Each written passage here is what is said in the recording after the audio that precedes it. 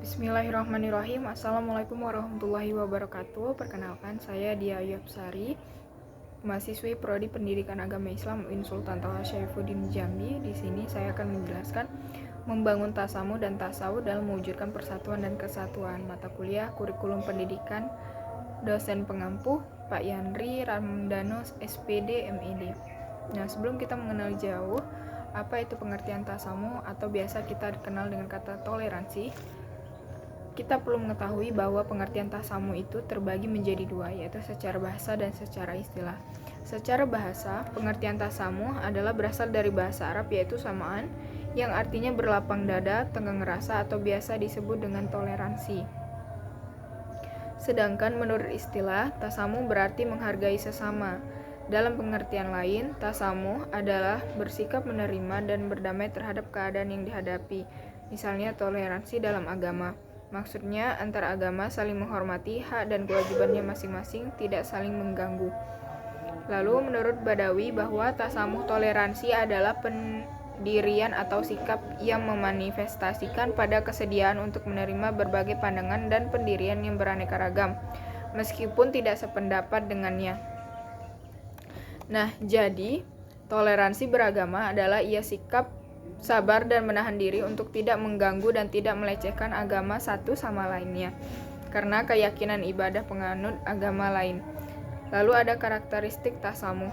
Karakteristik tasamuh ada beberapa kriteria, yaitu kerelaan hati karena kemuliaan dan kedermawanan, kelapangan dada karena kebersihan dan ketakwaan, kelemah lembutan karena kemudahan, muka yang ceria karena kegembiraan, rendah diri di hadapan kaum muslimin bukan karena kehinaan, mudah dalam berhubungan sosial muamalah tanpa penipuan, menggampangkan dalam berdakwah ke jalan Allah tanpa basa-basi, dan terikat dan tunduk kepada Allah. Selanjutnya, ada perilaku tasamuh dalam kehidupan sehari-hari. Perilaku tasamuh dalam berkeluarga. Perilaku tasamuh yang dimiliki oleh setiap anggota keluarga akan menciptakan suasana yang harmonis karena di dalam sebuah keluarga itu orang tua hendaknya mengajarkan kepada anak-anaknya perilaku tasamuh. Karena di dalam keluarga inilah perilaku tasamuh harus tetap tertanam dalam hati tiap anggota keluarga karena keharmonisan dan agar keharmonisan dan ketentraman akan dirasakan. Selanjutnya, perilaku tasamuh dalam kehidupan bermasyarakat. Perilaku tasamuh diperlukan dalam kehidupan bermasyarakat jika seluruh anggota masyarakat telah memiliki perilaku tasamuh. Ketentraman dan keharmonisan masyarakat akan tercipta. Terapkan prinsip hormati orang lain jika kita ingin dihormati, karena menghormati dan menghargai orang lain juga merupakan perwujudan perilaku dari tasamuh dalam kehidupan bermasyarakat. Lanjut, ada perilaku tasamuh dalam kehidupan berbangsa dan bernegara. Perilaku tasamuh diperlukan dalam kehidupan berbangsa dan bernegara. Dalam kehidupan berbangsa dan bernegara tentu kita perlu ada perbedaan di antara itu, baik perbedaan suku, bahasa, warna kulit, dan beberapa perbedaan lainnya. Nah, dari perbedaan inilah akan menjadikan sarana untuk saling melengkapi. Jangan jadikan perbedaan ini sebagai jurang pemisah atau sebagai halangan bagi kita yang berbeda-beda suku antar satu sama lain. Jika sebuah negara terdiri atas penduduk yang tidak memiliki perilaku yang tasamuh, maka pertengkaran dan permusuhan akan terjadi di setiap jam, bahkan setiap detik. Jika keadaan demikian terjadi, ketentraman akan menjauhkan dari kehidupan. Keharmonisan menjadi suatu yang langka. Karena itu pula kita harus menerapkan tasamuh dalam kehidupan berbangsa dan bernegara. Selanjutnya, ada pengertian tasawuf. Tasawuf adalah sikap tengah-tengah atau sedang di antara dua sikap, tidak terlalu keras atau terlalu bebas. Dengan sikap inilah Islam bisa diterima di segala lapisan masyarakat. Karena apa? Tasawuf ini juga dikenal dengan istilah moderasi. Kata moderasi ini berasal dari bahasa Inggris, yaitu moderat. Moderation yang artinya adalah sikap sedang atau sikap tidak berlebihan. Karena jika dikatakan orang itu bersifat moderat, berarti ia bersikap wajar, biasa-biasa saja atau tidak ekstrim. Yang dikatakan tidak ekstrim itu tidak terlalu berlebihan dalam melakukan moderat tersebut, sehingga moderasi merupakan sebuah pandangan atau sikap yang selalu berusaha mengambil posisi tengah dari dua sikap yang berseberangan dan berlebihan, sehingga salah satu dari kedua sikap yang dimaksud tidak mendominasi dalam pikiran dan sikap seseorang. Nah, ada beberapa macam-macam tasawuf. Pertama, tasawuf dalam bidang akidah.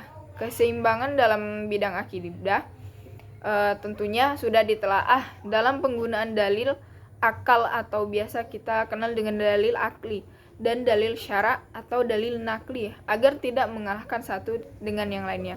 Lalu ada memurnikan akidah dengan cara membersihkan dan meluruskan dari pengaruh akidah yang sesat, baik dari dalam maupun dari luar. Dan yang terakhir, ada yang namanya menjaga keseimbangan berpikir supaya tidak mudah menilai salah, menjatuhkan vonis musyrik, bid'ah pada orang lain, dan bukan mengkafirkannya. Selanjutnya ada tawasud dalam bidang ibadah. Pertama, berpegang pada Al-Quran dan hadis sebagai metode dan pemahaman yang benar. Ini merujuk pada ulama salaf atau imam mazhab yang dapat dipertanggungjawabkan keilmuannya yang kita percayai. Lalu ada yang kedua, akal dapat digunakan ketika ditemukannya persoalan tidak ditekankan dalil nas atau Al-Quran dan hadis yang jelas dengan mengikat syarih dan qat'iyah dilalah. Yang ketiga ada menerima perbedaan pendapat dalam menilai suatu persoalan ketika dalil nas memungkinkan ditafsirkan dengan makna yang lain atau zani adilah. Yang keempat, mempertimbangkan aspek kemaslahatan dalam mengamalkan syariat di tengah-tengah lapisan masyarakat yang majemuk. Selanjutnya ada tasawuf dalam bidang tasawuf. Yang pertama yaitu mendorong dan mengajarkan paham ahlul sunnah wal jamaah dalam bidang tasawuf dengan menggunakan cara-cara yang tidak bertentangan dengan hal ini syariat Islam dan peraturan perundang-undangan hukum positif. Yang kedua, tidak merasa